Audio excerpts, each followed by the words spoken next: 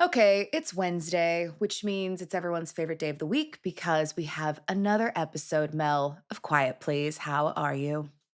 I am good. Had a lovely little getaway with my wife for a couple of days last week, which was very nice. Get away from the little Lovely. nugget for a couple of days, so that was Lovely. great. And Lovely. then Exciting for you guys? All good? No no, anxieties? no anxieties. We were great. It was exactly what we imagined. So it was perfect for us. We needed it for sure. But we're excited to get back to the little. We were very excited to get back to the little nugget. But yeah, and then the oldest living man in England is coming to visit me on Wednesday. My father.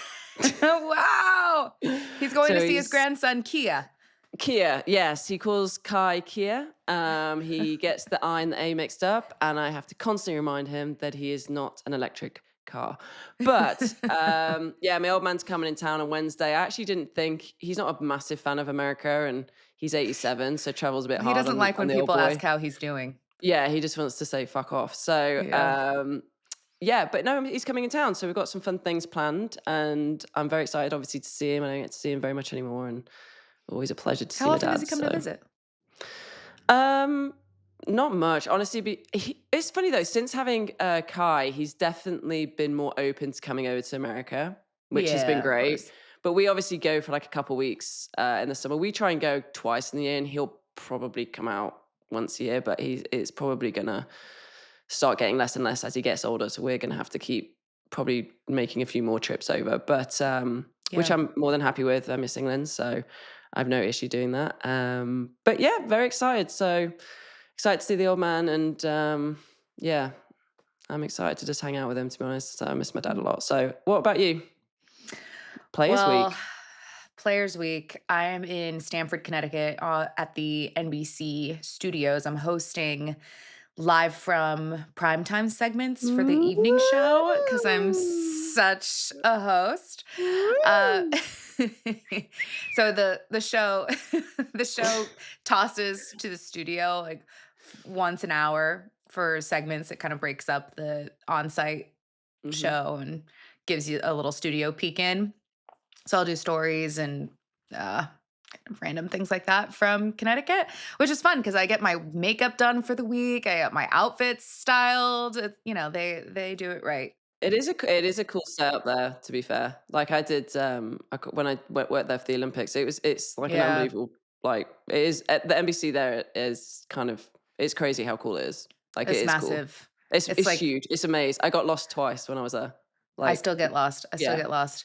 But it's the first of 5 weeks straight on the road for me with no going home in between. My last 5-week stretch, Dude. I was able to go home on Mondays because everything was on the West Coast, but this time I'm going from Connecticut to Tampa to Houston to Augusta. So it's just gonna be a lot. I'm gonna be using my toaster in my room a lot. I'm gonna be ordering lots of Whole Foods groceries. So are you just Um, not going home because, like, you'd literally be home for a few hours, like 12 hours? Just because There's yeah. I would get home and have to get right back on the plane because we Okay. we start reports on Tuesdays when Yeah. we're on site for tournaments. So that means Monday's my travel day. So really I won't have any days off either, which is, it's fine because once I get through this stretch that I have a longer, Mhm. you know, like a month off or not really, but bigger stretches. So you Yeah, kind yeah. of you give and you take. Um oh, also I wanted to tell you about I I I've been wanting to do these little golf get together things, and it's hard to I've do seen this because on your social. yeah. So it's hard to do because I'm like not home ever, but Mhm. I always get asked, "Hey, do you have any like girls that want to get together, play golf, blah blah blah." So I finally pushed myself out of my comfort zone and just did it and put it on Instagram. And 7 girls showed up to Mariners Point in Foster City, which is like a really cool muni with a great range.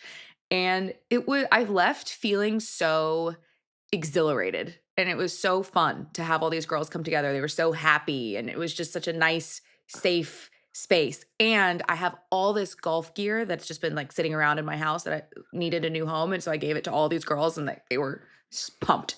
It was awesome. Kira, look at you I giving know. back. Do you know what? People you need to do more we need to do more stuff like that. Like, we need to, like, hold ourselves more accountable, like, getting women into the game and things like that. That's exactly what they need to do, so Very proud Well, of you, Kira. you were That's just giving back. You weren't you just did a oh, I speech to did a the Epson ladies? yes, I did. How did that go? It was great. I actually really enjoy doing talks for like the next generation, just because I feel it was a panel with like two other business women who were fantastic in their own fields. And but I feel like they can kind of relate to me more, obviously, because I've been through what they've been through, and Mhm. like going through like how to get sponsorship, and how do you approach that without sounding desperate, and basically like branding yourself, things like that. Like it's kind of questions that people don't really think about. But yeah, I loved it. I really enjoy those kind of things, to be honest. They're not a chore at all to me. And it's really nice to see some of the younger generation and how they're doing. And yeah, Epson tour is tough, man. I mean, that is a tough, Yeah. tough, tough, tough tour. Um, Yeah. and a few of them willingly came up to me and asked me some questions afterwards, which was great. So yeah, anyone wants to reach out from the Epson tour, any Yeah. player, please. I'm now an old retired hag, so please, Wow, what a way to yes, just if you yes. too wanna be an old retired If you too want to hag, be an old retired please hag like reach me, out to Mel Reid. quiet please. I'm But yeah, quiet, no, please. You might quiet get please. a podcast out of it. Exactly. But no, I said like, me being retired and all that stuff, I've got a bit more Yeah. time on my hands. So more than happy to help. If they want my help, they might not want my help, but if they do, I'm right here for you, for everyone who needs some help. Yeah. Speaking of being able to get a podcast, we have a guest today. We Evan do. Childs is joining Mhm. us. Mhm. This was a guest of that you know, Mel. You have a relationship with Evan through Instagram. I don't know if you've met in person since we've No, recorded. I feel that's I the know. modern Okay. world now though, isn't it? It's Yeah, like yeah, everyone yeah, knows each other from exactly. Instagram. We're still besties. But Evan was awesome. She is a trainer. She started a clothing line. She played college softball, so she really understands like athletes and female bodies, and had an incredible insight into what it actually takes to start a business for women like her when it comes to Mhm. clothing. So we'll get to the interview in a second, but it kind of inspired us to think about what our personal journeys have been like with women's golf clothing. Mhm. And I think you especially have probably seen this evolve over the 17 years that you've been a professional golfer. Because I know you've seen some bleak shit out there. Oh my And god. it feels like it's getting in a really great place. We both Mhm. have cool partnerships that speak to us and our personalities, but golf clothing is feels like it's on the up and up. It is. I mean, I've always struggled with it, which is why this conversation with Evan was really, really cool, to be honest. Because for someone, I mean, like it's for everybody, but think for someone like me that has worked extremely hard in the gym for what I do, my body is slightly different. With certain like muscles, and like I don't really have big hips like men, Mhm. I'm just the way I was Mhm. born. And so I've always struggled to find clothing, especially golf clothing, that I felt comfortable in. I've always, gone to an athletic brand. I mean, I'm very fortunate now that I've got Puma. Puma are unbelievable. They align with my kind of branding as well. And yeah, just an unbelievable company to be part of, to be honest with you. I'm very, very grateful. But it's something that I've always struggled with. And it's really funny because we talk about this in this episode, but women that are getting into golf will walk into like the pro shop and be like, this clothing is horrific. Like, Mhm. one, there's no selection. Two, there's none in my size. And three, it's just horrific. It's just one kind of massive amount of flowers and florally. And I definitely think it's changing. Yeah, which I'm very happy about. And this is why I think Evan's doing some really cool things in that space as well. Yeah. Yeah, for me, I come at it from a different perspective of wanting to be very fashionable and the You are function very fashionable. and that's my priority is that golf clothing that I can wear on the golf course and feel very it speaks to my personality, but then I can also be off the golf course in it. So I have a Mhm, my partnership is with Whack, which is a Korean brand. And the Korean golf clothes are fascinating because in Korea, golf is more popular for women. And the mhm, female professional golfers in Korea, as you know, are much more famous and a much bigger deal than any of the male golfers. So their evolution of the clothes for women in Korea is so much farther ahead than any of the golf clothes in America just because it's completely swapped. Like Mhm. the women's golf clothing in Korea is the priority. So I pick up, a chic sweater vest or trousers or corduroys, just things that I love and that I want to wear on a golf course and then be able to just use in my normal life. So that's been a cool partnership for me. I will say, like, please, I'm about to compliment you, so just don't faint or anything. Oh But gosh. Okay. I'm going to like the way that you are and get the way you comfortable hold here. yourself, you like would look good in literally a bin bag. Like Oh, you thanks just though. always look good. But for someone like me who holds themselves quite different, like I'm quite stiff in the way that I hold myself. Like I walk quite stiff. Have you ever I noticed think that? that no. Okay. I think you Everyone's walk like gonna a make regular comments. human, but okay. No, I don't. I walk quite like I don't really move my hips. I just like I walk like a bit of a penguin. Okay. Um, Is that a natural that just is it's natural just the to way I you? am. Yeah, That's I just who know you because I are. don't. I know. But that's what I'm saying. So I don't look good in like a lot of things, and so that's why it's always been quite difficult for me to feel very comfortable in golf clothes. And like you said, I agree with you. I love walking off a golf course, going to like dinner with people or a Mhm. coffee or to the Mhm. pub, and nobody knows I play golf. Yeah. Yeah. That's a So big that's priority for me. definitely what golf clothing direction it is going for sure. And I'm very happy that it's kind of more of a lifestyle look now than it ever has been. So please, golf companies that are making clothes, please keep doing that Yeah, I agree. evolution. So And to all the golf shop pro guys that are buying golf clothes on behalf of women for their shops, it's usually guys named like Steve or John, Jeffrey, Jeffrey. Daniel, We so appreciate you, we do, but we don't. but maybe just consult with a female golfer Yes. in your universe before making choices on their behalf. This is all I'll ask. All right, let's get to the interview. Evan Childs on Quiet Please.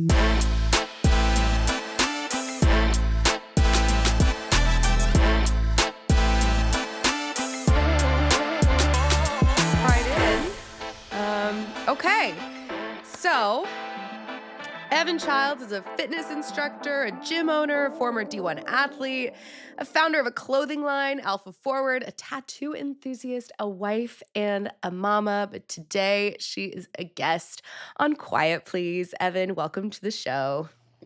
I'm happy to be here. Thank you for that introduction. That was so nice. Did I get it right? Did I miss anything? I mean, you missed golfer, but that's fine, Oh! you know? Sorry, it's a lifestyle. It needs to be on the bio. So I was doing a bit of research on you, and I did put the tattoo stat in there, and they were like, of all the things that I listed, they were like, love the fact she has tattoos. I'm like, Oh, it's for fair. God. Yeah, That's when you leave I've research come- to me. Yeah, I find the I little love quirky that. bits.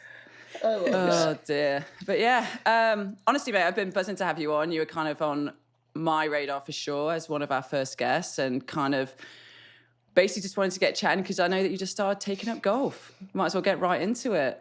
I sure did. I love it. I knew I was going to become obsessed with it, so that's why I put it off for so long. But it's officially in my not daily life, but weekly life for sure. It's officially a part of who you are. It needs to be on the Yeah. bio.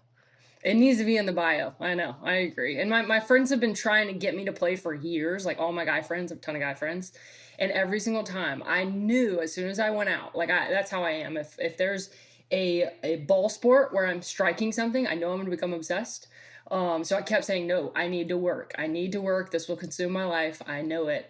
And then they got me with, well, let's just go to the range. You know, for years I said, no. Let's just go to the range after work today. And I was like, all right. And then from then I was playing every week, essentially.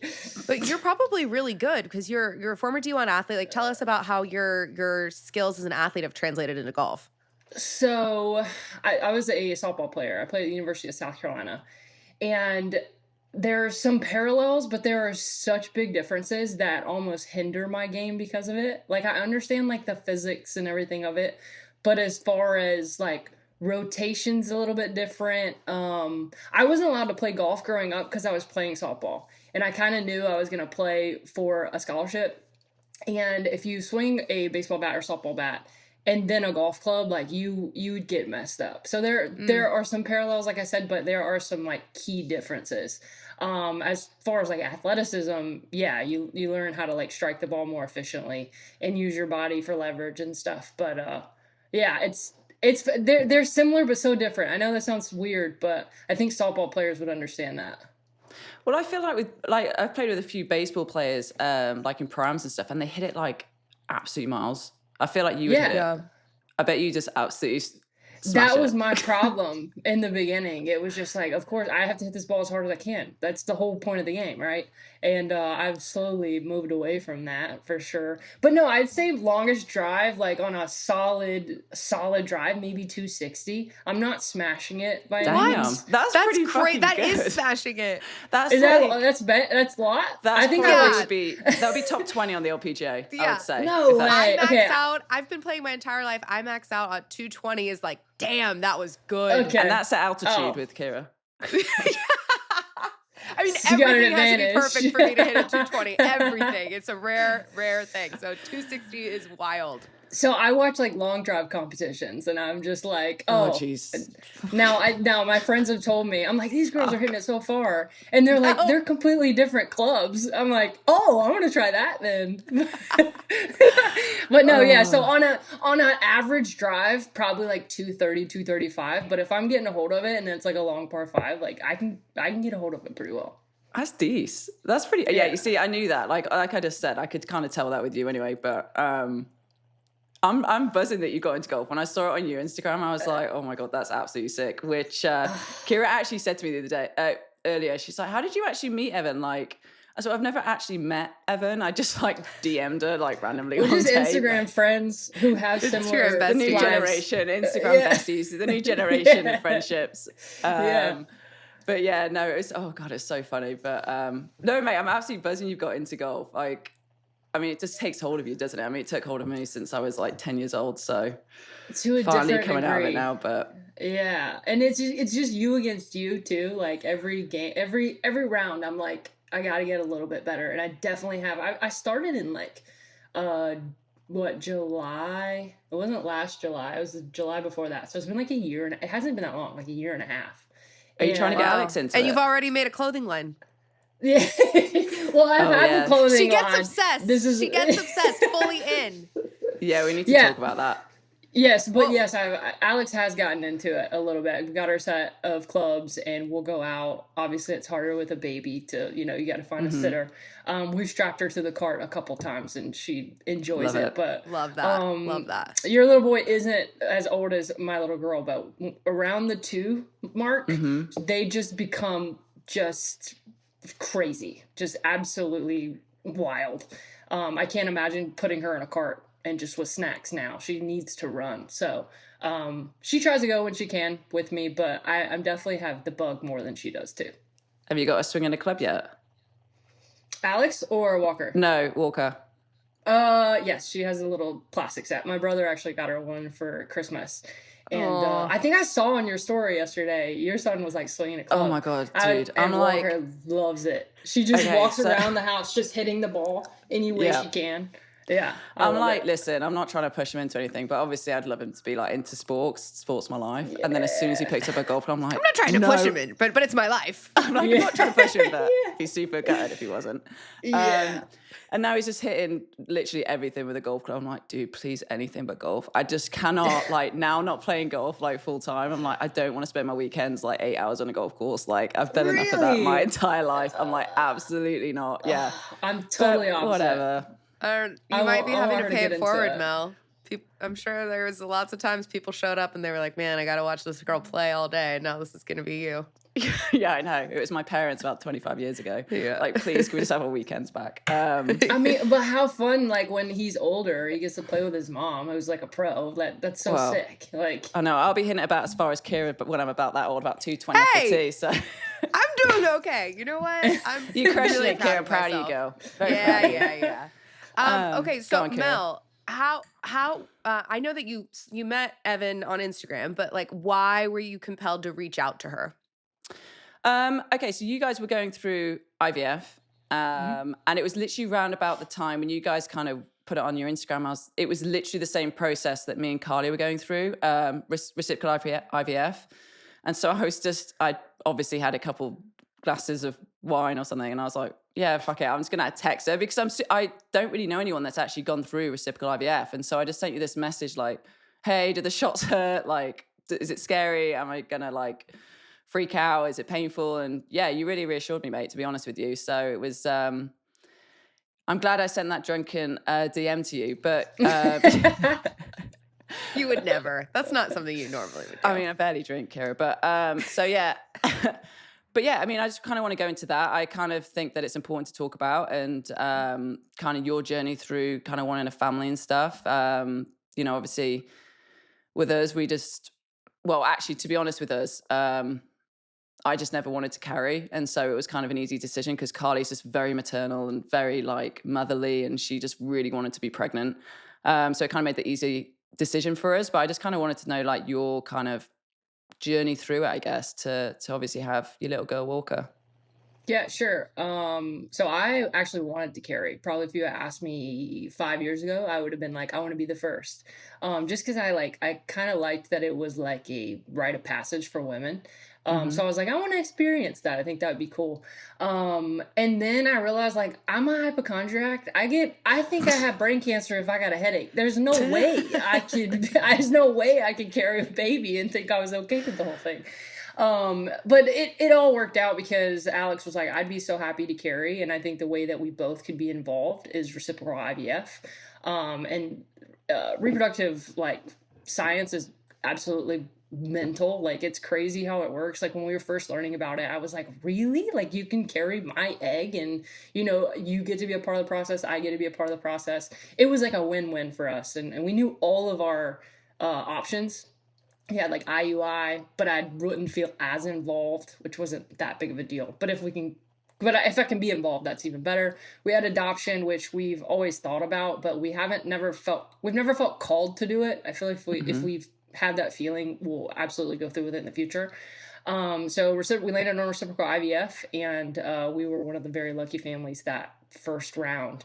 Everything worked out completely normal, perfect, and yeah, so I had the retrieval. If people don't know what reciprocal IVF is they retrieve my eggs and then they fertilize those eggs, turn into embryos, and then they put that into Alex, one of those eggs. So yeah, genetically she's mine, but she's ours as parents. Mm-hmm. Yeah, exact same. It took us one time as well. It's crazy. That's awesome. Look at you guys, such fertile a blessing, myrtles over here. Stud little legs. Yeah. But no. Oh yeah. Let's go. Not only DM besties, but egg besties. I love that. But it's crazy, like, when you go, we kind of had exact same thoughts, to be honest. And then when you go into that world, you realize how many other couples are kind of going through IVF, and it's kind of not even really spoke about. And it's very humbling, first of all. And then you kind of realize how many other couples around you are then more open to talking about it. And it's just, I don't know, I just think everyone's journey is different, and it's just, it can be really difficult. And I just think it was just a very cool experience for us to kind of understand the other sides of it and try and understand it better and try and help friends and things like that. So yeah, it's an incredible experience. I made a full spreadsheet down to the penny of what we spent, where we went, the process of all of it. And anytime my friends ask me, they're like, hey, do you have any info? I'm like, here's what we did. Here's the cost of the medications. Here's everything. Because I didn't have that. We went in completely blind of like what it cost, how the process goes. I mean, YouTube helped a little bit. But for the most part, as far as a realistic way or journey to do it, we didn't have it, and that's why I made a spreadsheet. And I've had friends go through IVF now with that spreadsheet of like, I'm so happy I at least know what to expect. So that's really cool. And how's the process been now for baby number 2? You're welcoming soon. Congrats. It was great. So we did a transfer. So when you do reciprocal IVF, you have all these embryos that are like frozen, and I think I gave like 48 eggs. It was like a lot of eggs. And then at the end of all of it, we get them tested genetically. They all have to fertilize. At the end of all of it, we had 10 perfectly healthy embryos, like top grade. Walker was one of those top grade embryo. Love it. Yeah, top tier baby Division I athletes, And then we did a Hey, I'm not like Mel. I want my kids to play golf. But we did a transfer earlier. It's 2025, so last year in like June or July, and that one failed, which it was such a weird experience after you've had like a positive. So we went from 1 out of 1, perfect. Like, whoa, this is super easy to, fast forward a year and a half. And then we try again and like doesn't work. We were like, whoa, this stuff actually doesn't work. So kind of we're humbled again. And like Mel was saying, like IVF in general is just humbling in so many different ways. That was one of them. But we kept spirits high and wanted to try again. So we tried again in a few months, and that one was positive. So my wife's like 18 weeks, I think, with our second. And another crazy thing about reciprocal IVF is that if you get them genetically tested, you get to learn the gender of them. And the reason you genetically test them is to make sure that there's no abnormalities. Because if there's any abnormalities in any of the embryos, you have a higher chance of miscarriage. So through that process, we wanted the best ones, make sure we had the most sure bets as we could. So yeah, we knew the gender of the second one. We didn't pick Walker's gender, but we said, we got a girl, why not try for a boy this time? I think we have 3 or 4 boy embryos. So that's when I tell people that who have no idea about like IVF and genetic testing, they're like, wait, so you got to pick? And I was like, yeah, we picked the second one. It's wild. And they're like 2 weeks old, aren't they, the embryos, when you stick them in? Yeah. I probably that was shouldn't weird use too. a technical term, but when when you stick it in implants. science. No, it's true. So when you get that positive, like when Alex got the positive, we're technically like further along than like someone who would have just like inseminated, I guess. Mel, did you guys pick the gender? We didn't with Kai. We just picked the strongest one. We're talking about having baby number 2. So we just wanted to just see what we had. So we have 2 girls and 4 boys. So I had... Wow. No, 2 girls, 5 boys. Yeah, we had 8 healthy embryos. And obviously they put the strongest one in, which was Kai, which we didn't know until obviously he came to the world. But so we've got 5 boys and 2 more girls.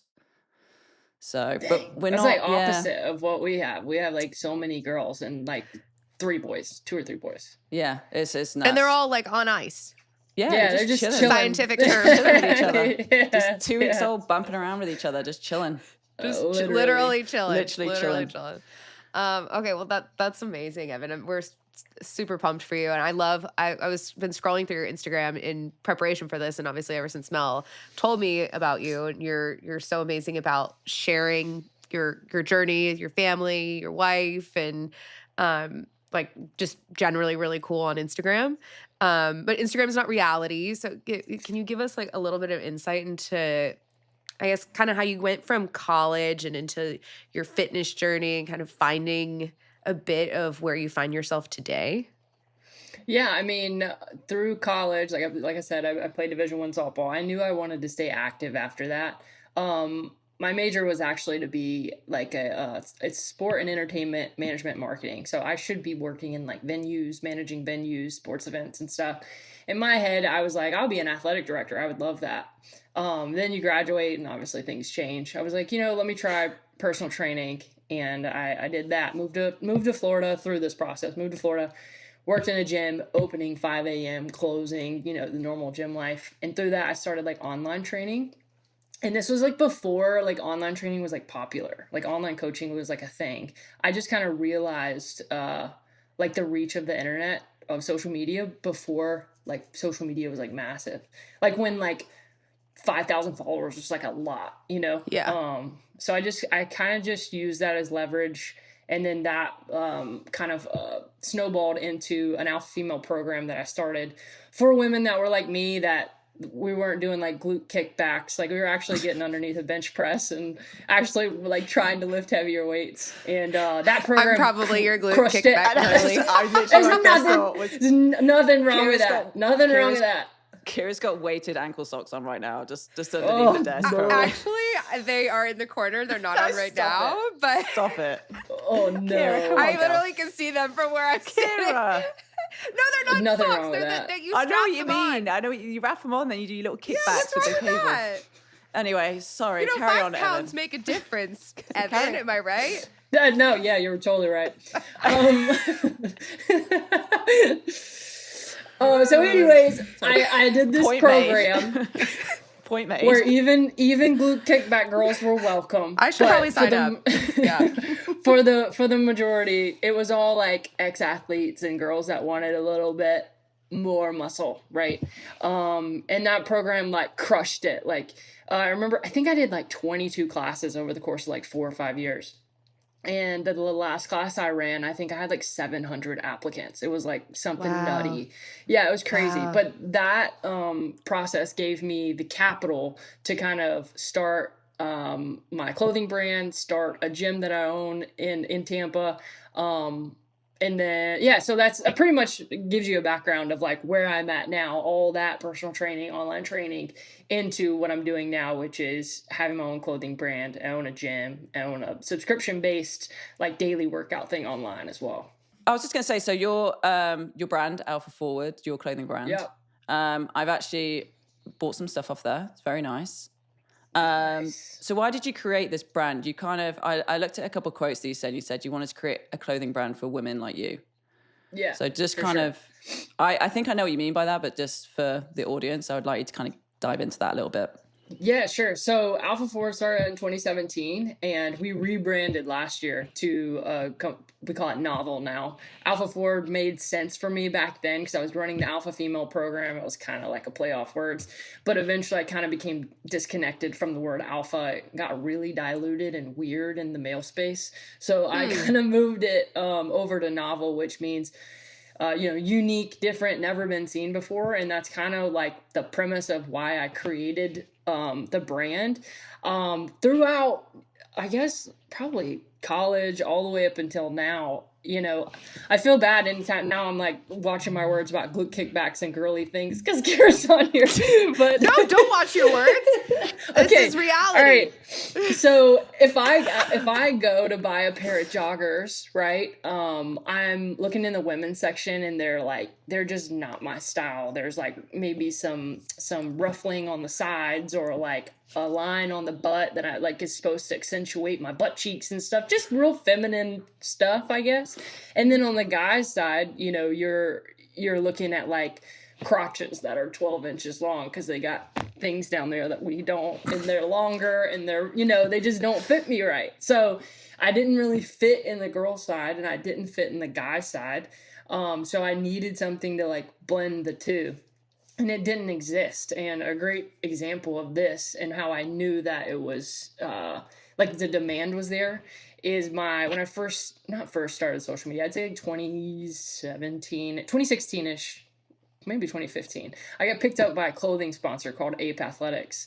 And I loved their clothes. It was all male. They started doing some female stuff at the end. But it was an all male clothing line. They had like tighter fitting shirts that I liked, like workout shirts. And then they came out with these joggers that I really liked. They were like almost like Nike fleece fabric joggers that like crushed for them. They sold a ton of these things. And I would wear them, but I'd have to like roll them over. So I was like essentially making these guys' joggers fit me. They didn't naturally just fit me. And I was selling the shit out of these things with a discount code to my followers, which is like 90% girls. So I knew they were having the same problems. Hey, I found a jogger that kind of fits us. You just got to roll it over. And all the girls were like, yeah, I've been looking for that. So I'd asked the guy, who was a friend of mine, still a friend of mine, Peter, I was like, hey, I really think that you could kind of make some minor adjustments and kind of market these to women, like make a women's version of it.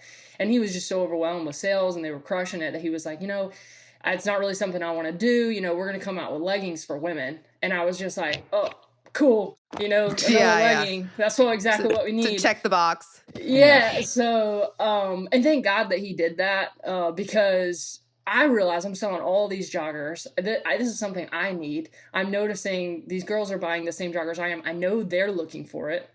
So I was like, I'll just make my own. So I started Alpha Forward, started with like a t-shirt and just a C, which all came in wrong. That's a whole other business conversation of just manufacturing is a nightmare.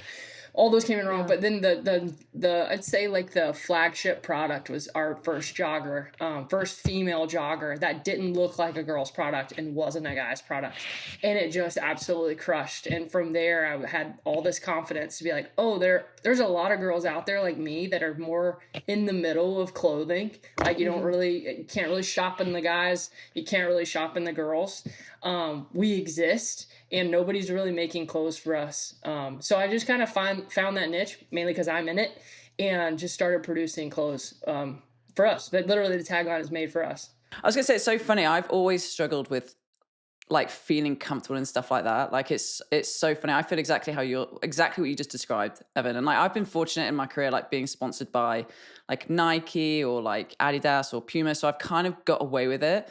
But once I haven't been sponsored by, an athletic brand like that, I've always really, really struggled to find stuff, which I think is where like I originally found your stuff, to be honest, is like, I was like, oh, these are really cool joggers. Or I think I bought a pair of shorts from you, like a relaxed short or something. And I was like, oh my God, these fit like so nice. And they're so comfy. And then Carly made me buy like 3 pairs of it. So, but yeah, I mean, that's the other thing, right? So this is where I want to get into now, because I know you're not doing a clothing line for golf.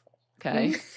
I know that. I know it's not specifically for golf, but you can wear it at the golf course for sure. Correct. The new stuff that you're doing. Is So that the photos are on a golf cart. Yeah, Is Evan on a golf cart? Yeah, I know, but I'm being just a saying. professional golfer. It's because You of the look tax write-off. really legit in these pictures. We'll make sure to share them. Like you're a golfer in her bio. I try to golf, but speaking to what Mel's saying, yes, they are.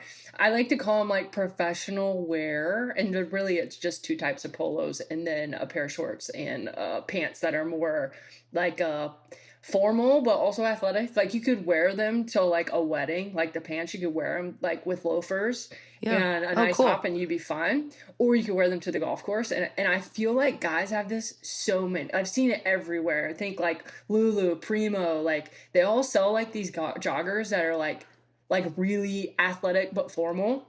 Like what do they call that? It's not athleisure, it's like professional athletic kind of vibe. Nike does a good job of that as well. But it doesn't exist for women, and the ones that do exist are like really weird fitting. Like I think that they go for the real like the giant fishnet of women of like, okay, what is the average woman? And the average woman is usually like a little wider hipped than me. So yeah, they always fit funny on me, and come to find out they fit funny on a lot of like my demographic of people that are buying novel. So I was like, all right, I'm just gonna make a pant and a short that you can wear to the golf course, right?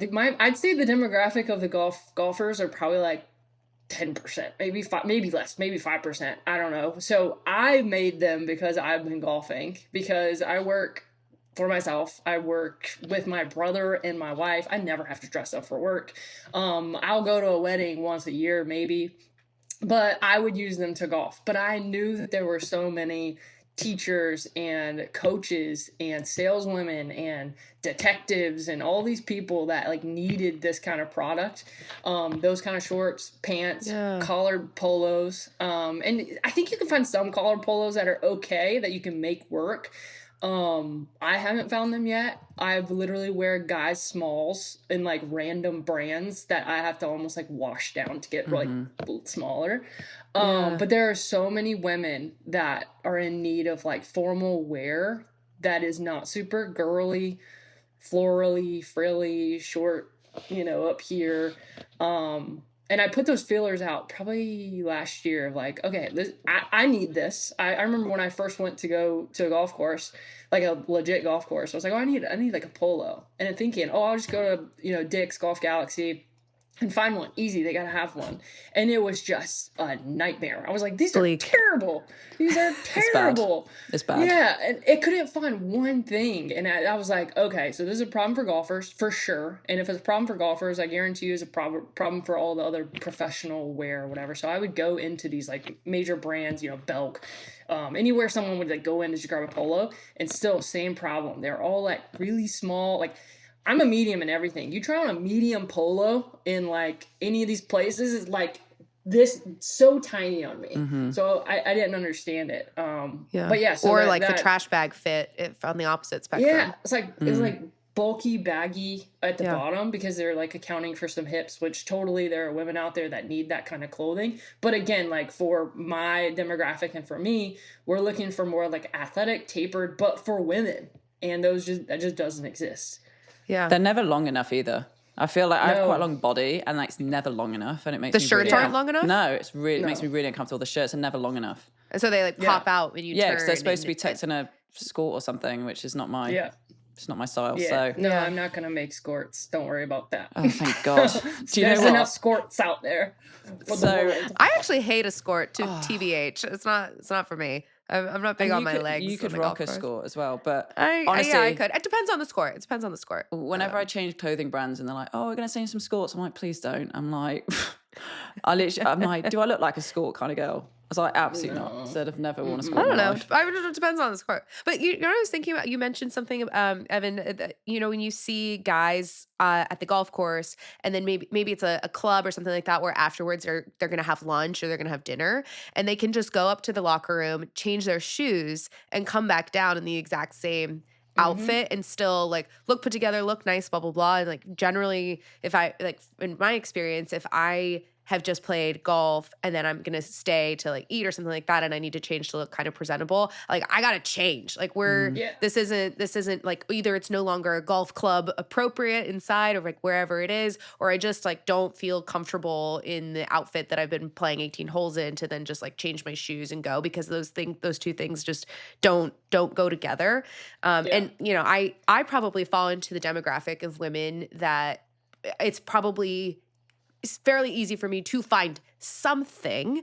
But more often than not, if I walk into one of those stores, like the skirt doesn't have pockets, or it's like the sizing is completely off. Like What like, is even it with women's clothing and no It's pockets? so bad, dude. like we have so much We have the stuff. most things. So do you know why So actually much I know why why it has kind of been handed down this way. Like my tech designer taught me this. She was like, the reason women don't have pockets is because we have purses. And I was like, I don't carry a purse.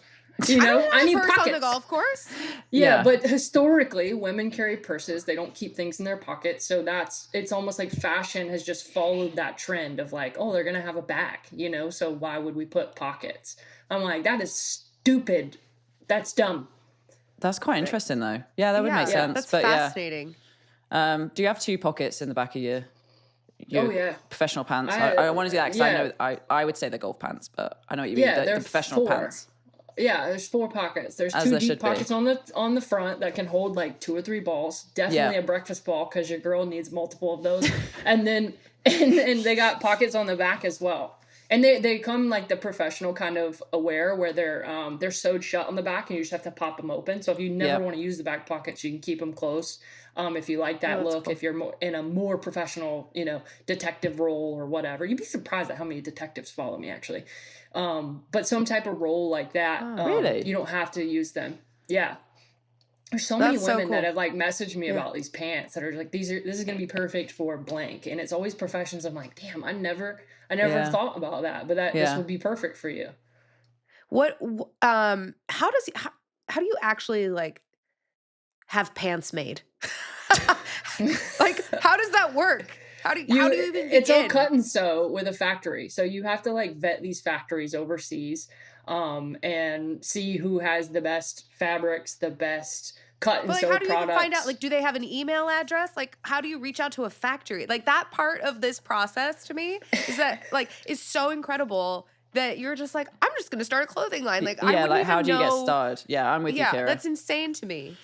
Which is why she's doing it and we're not. That's true. That's why we're podcasters. Yeah, exactly. That's why we talk. You can actually Google and find factories, but they're harder to vet. It's easier to hire a sourcing group that kind of does it for you. So I've had a couple sourcing groups I've worked with that do the vetting for me. Like they literally fly over there and make sure it's a legitimate factory. There's no weird stuff going on. It's not sweatshops. Send me photos, videos of it being like a massive warehouse with these engineers essentially. So China specifically is like known for you think negative stuff like, oh, sweatshops, but they're so good at textile and fabric making that there's engineers over there. It's like, it is their job. It's their salary paid. They make really good money. So you have to find those factories that are like, take a lot of pride in it. And it's not super fast fashion of they're just pumping out all this, whatever. So yeah, you just have to find the right factory, right sourcing group who connects you with the right factory, and then you kind of collab together. You create like a tech pack off of So a lot of times what I'll do if I like the way like a men's silhouette pant looks, so I don't know if you know Lulu ABC jogger is real Yeah. popular. I really like that silhouette. So I'll take that and then me and my tech designer will literally go in and fit it to me, change the fabric, change the waistband stuff. But you usually have kind of like a base product of like, hey, I like the way this looks for guys. Let's change it and make it, for women.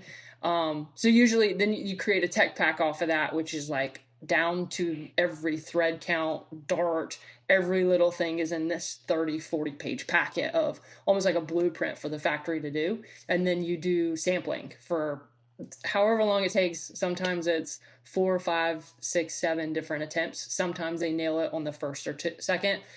They never nail it on the first, second or third. Sometimes they'll get it closer. And then you go into the process of like production, size sets, making sure the fabrics are correct, lab dipping, all of the above, and then you get a final product. I know it sounds really easy when I'm explaining it, but it's usually like the course of like you lost 18 me months. at certain. I'm like, you go, girl. See, I probably started posting about these pants like probably a year ago, maybe even further than a year ago, because it takes so long to like perfect and then trust it long enough to go into bulk to create a few thousand of them.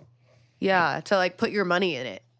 Yes. And how do you know like how much inventory to bring in? Like how do you? I love do you this just go, I'm just gonna topic. go. Well, I know love this is. this. I'm really intrigued because like I would love to start a clothing brand, but I would be absolutely shit at it because I would have no idea. Well, first of all, I have no idea what I'm doing. No, you would hire a sourcing group and you'd be fine. Well, I know now. Now I might start one, but probably won't. Let me know if you need any help.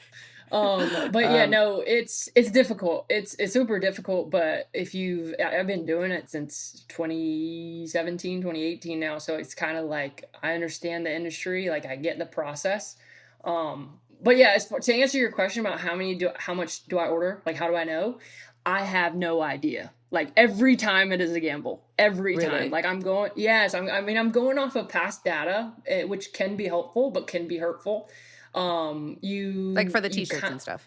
Yeah. So you kind of get a sense of how many you can get without going overboard, and then enough where people aren't going to get pissed off if it sells out in 5 minutes, which has always been an issue for Novel. Like there's been times, I'll order a few thousand thinking, oh, this is going to last at least a few months. And then it's gone in the first 5 minutes. I'm like, I didn't know it was going to be that popular. That's so cool though. That is cool.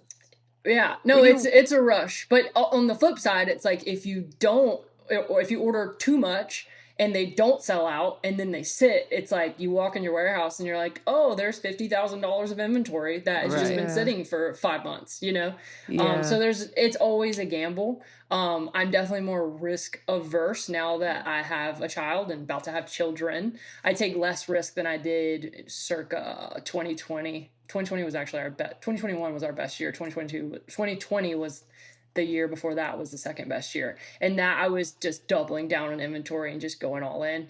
Now I'm not there anymore. I want select products and I'm not ordering as many. I'm still ordering a lot, but I'm not ordering as many. I don't want to sit on inventory. It's not worth it. But yeah, to answer the question in short, like I have no fucking idea. Just figuring it out.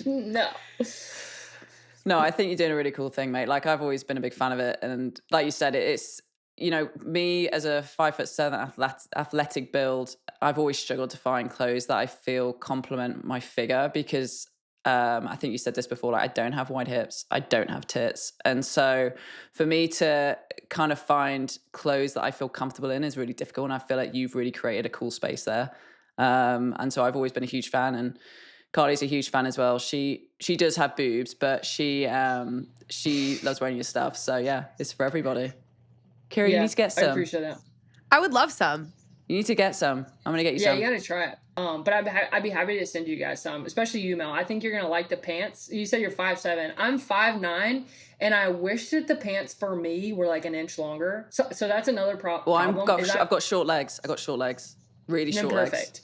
And the Okay. reason Do I'm you? saying that, Yeah. I often have to Huh. make things slightly shorter than what I like. I like longer Right. shirts. I like, pants, because the average demographic of girls that buy from me I'm 5'9.5". So I'm like on the taller side. You're tall, I'd say yeah. the demographic is usually like 5'7". So if I make stuff for me, it's usually a little long for people. So Right. I have to like bite the bullet for myself or get me a like one pair that's just fits me. You need a tall but line.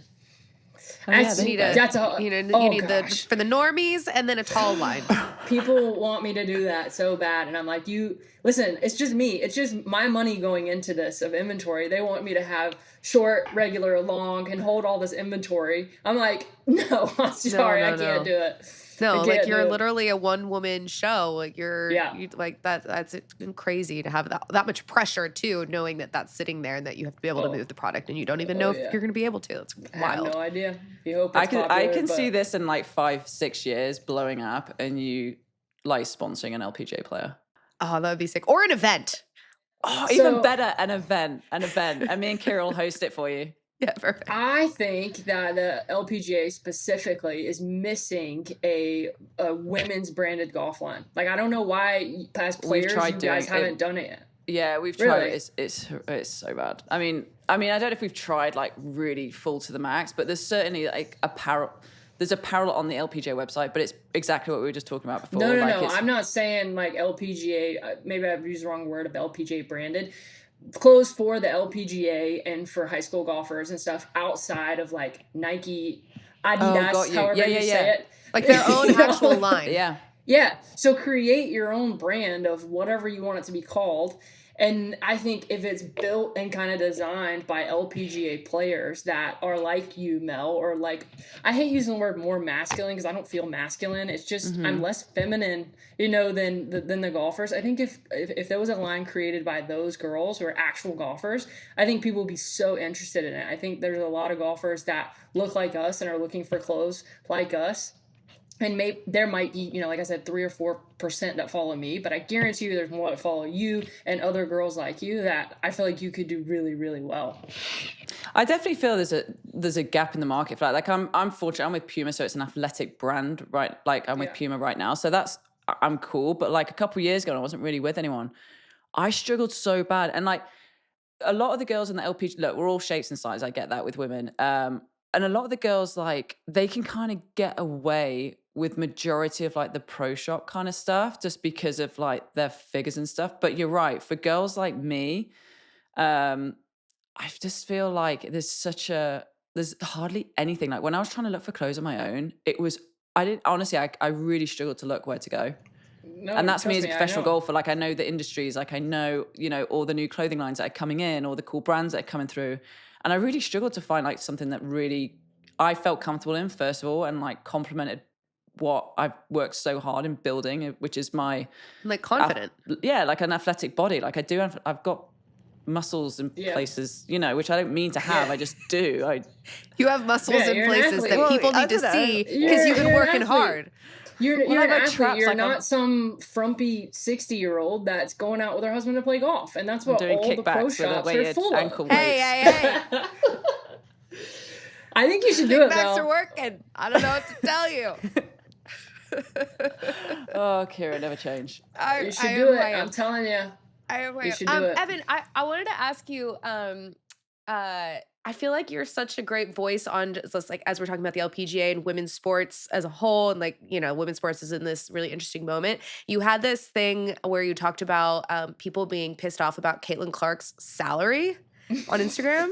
Oh, I like this. I liked hearing about I this. just like really, I would love for you to take us to the Evan Childs School of understanding the economics of women's sports and how people get paid and why they're not getting paid and how they can get paid. Can you like break that down for the people?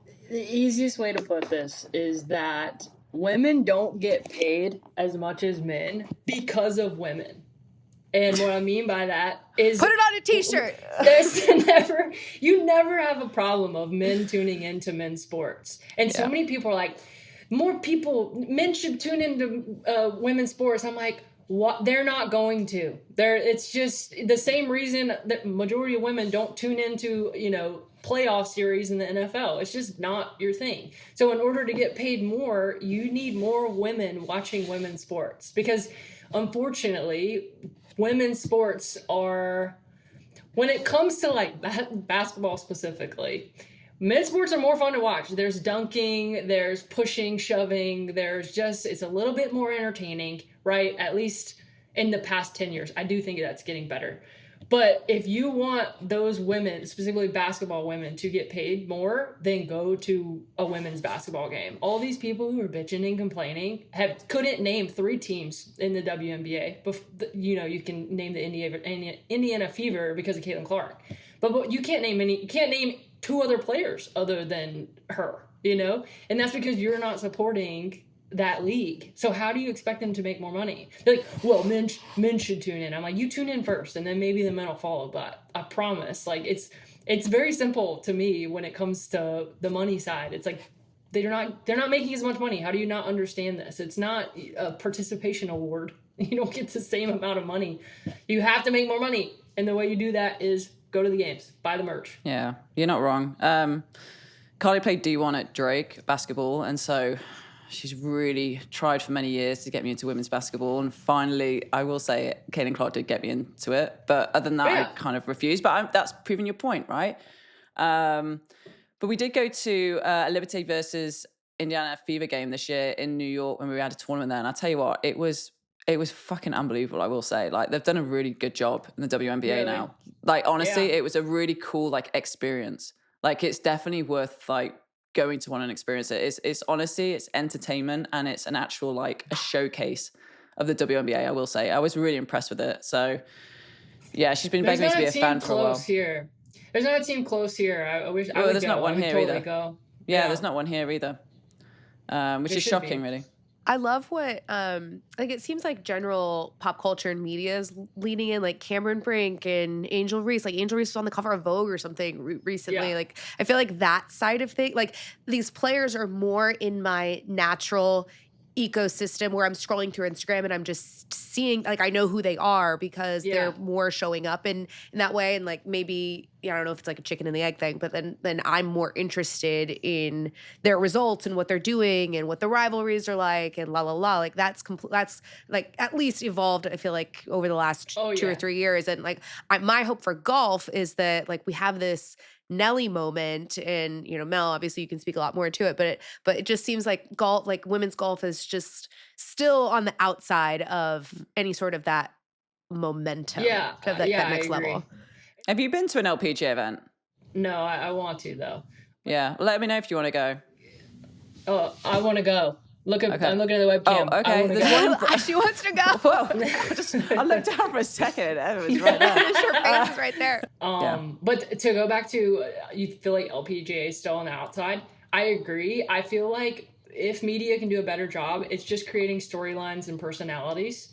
Because that's what people get tuned into, right? Especially women. Like we love a storyline. We love some drama. We love a villain and a hero. I think that's what Caitlin Clark and Angel Reese are. I think they can do better jobs of doing those storylines. I think Nelly's obviously like the hero, the golden child of LPGA, but I'd love a villain. I'd love something to like give some more personality to the game, do more of these mic'd up moments where you kind of piggyback into on the PGA, maybe PGA post some stuff about LPGA, just kind of piggyback, same way NBA's done WNBA, but more of that and create storylines. And I think you get more eyes on the game. But Nelly, I think, has done a really good job. Like you were just saying about WNBA, they naturally like coming up in your ecosystem on your For You pages and stuff. Nelly's done that for me. She randomly pop up, but really there's not many other female golfers. And I think it's just because she fits the mold of like golden child. Yeah. She's got the look, she's got personality. But I'd love to see like a lot more like diverse, like, I'm not just talking skin tone, I'm talking all of it. Like, I want the shit talkers, I want the golden childs, I want to see more personality. I think like a reality show of these would be super sick. It would put LPGA on. Like, I would love it. Be I very know R-rated. there's drama. I know Wow. there's drama. Do you know what Mel, used is to be there worse? drama on the LPGA? No, well, there used to be a lot worse, you know. Everyone's a lot more serious nowadays and it's a lot more business. But back in the day, mate, like a decade ago, holy shit. Like, Really? it was, oh my God. It was Carnage. amazing.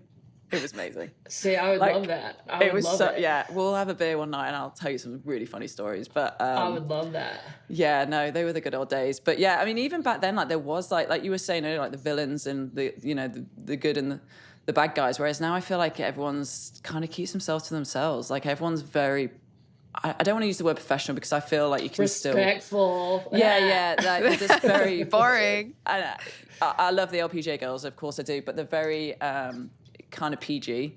And I would love to see a bit more spiciness, a bit more like sauciness to them and like reactions and actual honest opinions, which is why like I love what Nellie's doing. And I think she's really coming out of her comfort zone doing like Sports Illustrated and going to the gala and things like that. I think that's amazing for a brand. But have you obviously, do you know Charlie Hull? Oh yeah. She's fuck. a great personality. Unreal. She's ripping darts. Ripping darts. Ripping darts. Love it. That's her brand. Her darts is ripping. Her brand, sorry, is ripping darts. It's perfect. She plays the role perfectly. But she doesn't have to be a villain. She just has to be a personality and someone that can be a bit of an opposing figure to she's like a Nelly. She's like the beautiful John Daly of golf. Yeah, It's like, yes. But this is the fucked up thing. She's so into her fitness at the minute, and then she'll just like. I was in the gym with her at LA last year. I shit you not. I was on the treadmill with her. She got off after like a minute, went outside, lit a cigarette, and was smoking a cigarette, and then got back on the treadmill and started running again. She's awesome. fucking wild, dude. But She's what one did of she my say to favourite you though? people. Because she thought it was like healthier to do that than vape or something. I said, Charles, why? Actually, I'm going to tell you two stories about Charlie. So this is one. So she goes, I said, Charlie, I heard you stopped vaping. And she went, yeah, I did like last week. And I went, oh, right. I said, good for you, mate. She went, well, no, yeah, I'm smoking cigarettes now. And I went, I just why? smoke. I said, why are you smoking cigarettes? She's like, yeah, it was better for you, innit? And I'm like, I fucking know if it is actually, but whatever. So Evan, you'll like this one. So we're at the driving range. This is in LA a couple years ago. I'm on the driving range at Wilshire. I'm with Marina, Alex. You know where I'm going with this, Kira, don't you? I do. That's why I've got a big shit-eating grin on my face. Carly's pregnant at the time. She's like 4 months pregnant. And I'm talking to Marina and Charlie comes over and she goes, with her vape at the time, and she goes, is Carly pregnant? And I was like, fuck, I know where this is going. And I went, yeah, why? She went, oh, right. And she went, was it your sperm? And I went, excuse me? I went, excuse me? She went, well, you know what I mean? Like, was it your sperm? And I went, well, no. I said, well, we did reciprocal. As soon as I said reciprocal, I'd lost her, right? Too big of a word. Too big a word. So I said egg. She thought I meant scrambled egg or something. So I was like, whatever. I did it as simple as I could. And then she goes, right. And she went, well, you know what I mean? Was it your cum? And then at Solheim last year, I was vice captain. Anyway, we're leaving on the Monday morning, and Kai's running around like a crazy idiot. Anyway, she pulls a chair out, and she just knocked Kai straight off his back, right? And she went, oh, fucking hell, mate, your sperm went flying. Oh my gosh. You have to, I'll introduce you in Bradenton. I'll introduce you. So anyway, the future is bright. I can't wait. I'm just going to morph her brain around what IVF is. Unreal. I'm going to create my own narrative. I've got so many stories. I wish I could tell you all of them. They're absolutely That's just hilarious. scratching the surface. She's one of my favorite people. She's such a personality. That goes perfect into what was the golf thing on Netflix? Like, what was it called? Oh, Full Swing. Full Swing. Full Swing. Like, what if they made a female version of that where they don't even get me followed into that. a Charlie Hull and did like, like her one track brain, right? And then they went into Nelly Corda, which I would imagine Nelly's more of like a, I don't know her, but like, you got the DeChambeau of like super technical people. And then you have the Koepkas are like, fuck it, I just want to go play and beat everybody. Yeah. It's like create that in the women's league, and I feel like it would get so many more eyes on it. Mate, we tried to get Full Swing. I know we did. I don't know what happened. There was something went wrong, but it would have been, if you'd have, Epic. I think I was on the board at the time, so I would have been like, please, can I please like have some sort of impact on like who you pick, because I know exactly who you're gonna pick. They're so beige. Like, can I please pick who I would like as a golf fan, who I'd like to watch? But Did you say beige, like the color? beige? Yeah, Vanilla. Beige? Vanilla. Like An vanilla. American Got it. term. Sorry, I speak Mel. sorry. It won't be the first time in this podcast to get asked to repeat something. Well, American. sometimes I need subtitles, but that's okay. Oh, they're so good. Beige vanilla, the cream Got color. Got it. Okay, we only have a couple of minutes left, Evan. And just to switch gears from Charlie Hull being confused on how IVF works. And speaking of all of that, kind of on that journey, I'm sure there's some women that are listening that would love your advice, and also to maybe hear a bit about your coming out journey. Can you give us a bit of insight into that process for you, that part of your life, and just some of the advice that you would give to anyone that's listening that might really benefit from a conversation like that? My coming out journey is interesting because I never really did it. Like I don't like people who are like, yeah, you just need to announce it to the world. I was never that person. I was just kind of like finding my way through. And then when I realized like, oh, I think girls are the path I'm going to be taking here, I don't see the alternate. It was just kind of like I started dating girls, and I didn't make it like a thing. I didn't say like, hello world with a rainbow flag and say I'm now gay. It was like, this is kind of who I've been, and now I'm dating girls, and here it is. So I guess if my advice would be just be yourself, and if I don't think everybody needs this giant coming out party. I think it's just continue being yourself, be a good person, produce solid fruits that people can see and see like, oh, they're a really good person. And it won't matter who you love. And that was kind of the journey for me. I never really had many people that kind of just like cut me out because they knew who I was, my character, my moral code, and they knew the decisions I made were good decisions. So it all just worked out for me. I know, like, I feel bad because I don't have this like really cool coming out story that people have, and all You don't have to feel. I mean, that's your truth in your life. Like, that's amazing. It was super beige.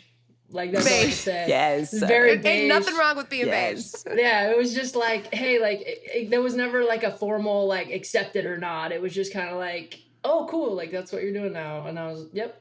So your family were totally cool with it. Family were totally cool. Well, so my mom wasn't cool with it at first. But again, like, so my dad passed in 2014, and I would say I wasn't like fully like openly dating girls until after that. So he didn't make it to the time of where I could like present it to him and it be okay. He was a pastor, so I could probably guess what he would have thought. But him and my mom are both, they're both like people who like trusted me and my, weird to say, intelligence. And like, I usually make good decisions.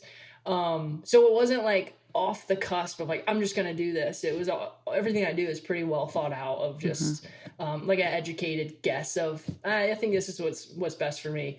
So they always trusted my decisions. Now my mom struggled with that, obviously, for a couple years until she realized, just like I was saying, like being gay isn't walking in with a rainbow flag t-shirt and saying like, you know, these outlandish things. And I almost said something. I'm going to say it, that you know, biological women should play in women's sports and only women's sports, right? I think that a lot of people on the LGBT side, like that mafia, are so like leaning a certain way, and they're so extra in a lot of ways. I'm trying to be careful.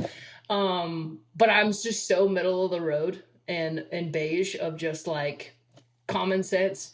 I'm normal. I just happen to like girls. You know, there's no big reveal. There's no rainbow flags. It's just who I am. How long have you been with Alex? I have been with her. We have a checkered past. Tell us everything. Sips tea. When I was trying to figure out what I wanted, I was doing a lot of figuring out, if that makes sense, and testing and making sure. And she was you were testing the waters. confirming that this was As long Of as you your don't get taste. anyone pregnant with your sperm, you're all good. No, my sperm didn't get anyone pregnant. But I was definitely that test all the waters, grass is greener, until I realized like Alex is the grass. Like I've been an idiot this entire time. And we got engaged in 20. I've known her since in 2013. Oh, wow. Wow. We dated off and on until like 2000. Well, now, but we dated off and on until probably 2019 when I was like, "You're it. Like I've been an idiot, and if you'll accept me, like, then you're the one." And then after that conversation, a year after is when I proposed, and then we've been married for. We got married. Oh God. Okay, we'll cut this part out. Yeah, we'll I think just... it was 2021 because I proposed in 2020 and we were married 6 months later. So it was 2021. Oh my gosh, so you had a COVID And wedding. then 2020. Oh, well, we didn't have like a full wedding. We kind of eloped, and Oh, nice. we had this like really nice like photo shoot, and it was beautiful. But ultimately, it was like a courthouse. Like, hey, you're the one. I know you're the one. I'm also. You think I'm the one too? Like, let's just go do it. And we did. And then we had like an awesome photo shoot.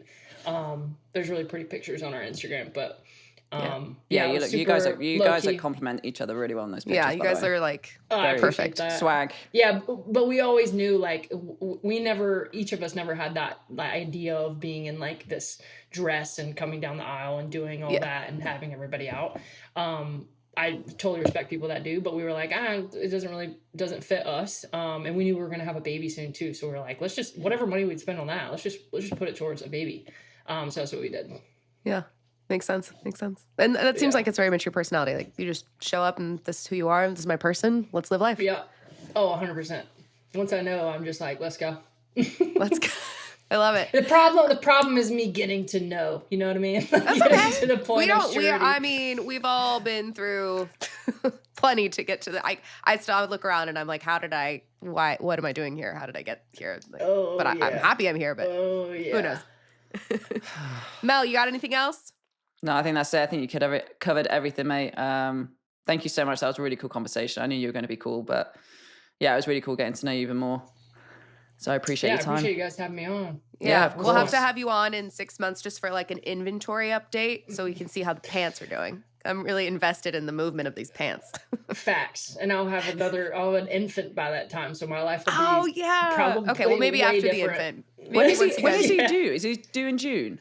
In June, yeah. Oh, that's so sick. Yeah. Oh. Do you and Carly want another? Yeah, we're doing. So the second one, we're pretty open about it. So she, I think. You're like, wait, can I say this on Wait. the internet? Yeah, but the second time we're doing IUI. So it'll Okay. be Carly's egg. Yeah. So we've. So she did. yeah. That's crazy. Yeah, so we're So actually that- full modern family, same sperm donor, obviously, which obviously is Yeah. me, You. but the other one that we have, the one that's awesome. worked better is the one that we have in storage. So yeah, same sperm, and yeah, so I think we've got enough to do about 5 rounds. So yeah, so we're in the process of that That's at the minute. expensive. That's Yeah, no shit. expensive. It's That expensive. yeah, like just the sperm alone is like, Dude, I couldn't believe Well, how the much sperm is sperm free. was. I know. yeah, it can be free. Yeah, mine just didn't work for like 7 years, but so we had to go somewhere else for some better stuff. Shooting blanks. I thought sperm would be like I don't even know why I was so naive. I thought it'd be like $100 for like the whole thing, and I'm Yeah. like, no, it's Yeah, like no, it's like they're flying from fucking the moon and back or something. It's How insane. much is then you have- sperm? A lot. Like we've paid probably $6,000 in like Yeah. yeah. Oh, For yeah. sperm? Like, Yeah, yeah. So one of our vials. It's like so readily available. For you because you're straight. yeah. No, What are you I talking believe about? so many of these people just go to sperm banks and just I don't know. We went to That's how like they quite make an money. exclusive one. Yeah, we went Yes. to But one do that's the donor makes money too? Yeah, they pay him. They pay Yeah. him, but probably not a lot. Like no, like $150, $250 or Yeah. something.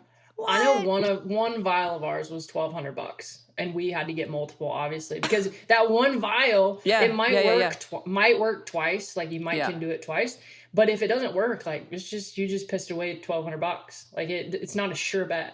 Yeah, we Wow. had to get like 4 more vials or something for the IUI because Yeah. obviously we had all the embryos and stuff. So that cost us Yeah. like $5,000. Yeah. Yeah, and you have to do it then too, because if you want the same sperm donor, like Yeah. you can't just buy one and hopefully it works, but then he could be sold out and be done. Yeah. You know, you have to get it Sold all out. at Wow. once. Dude, Yeah. And it's then a whole not only do process. you That's pay, crazy. you don't pay that 1,200 fee or that one vial fee one time. Then you have to like pay to cryo store it, like 60 Oh yeah, bucks I a just got month. that bill through. Or I Actually, think it's ours $1,000. $80 a month.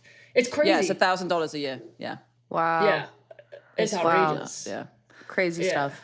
But all worth But it for baby hopefully boy. all worth it. Yeah, Yes, yeah. it It's will be always worth worth it. it. Yeah. So, All right. Thanks, Evan. We so appreciate yeah, it. thank We'll you talk so to you much, soon. mate. No, it was so fun. Thank you guys for having me. Of Bye. course, anytime, mate.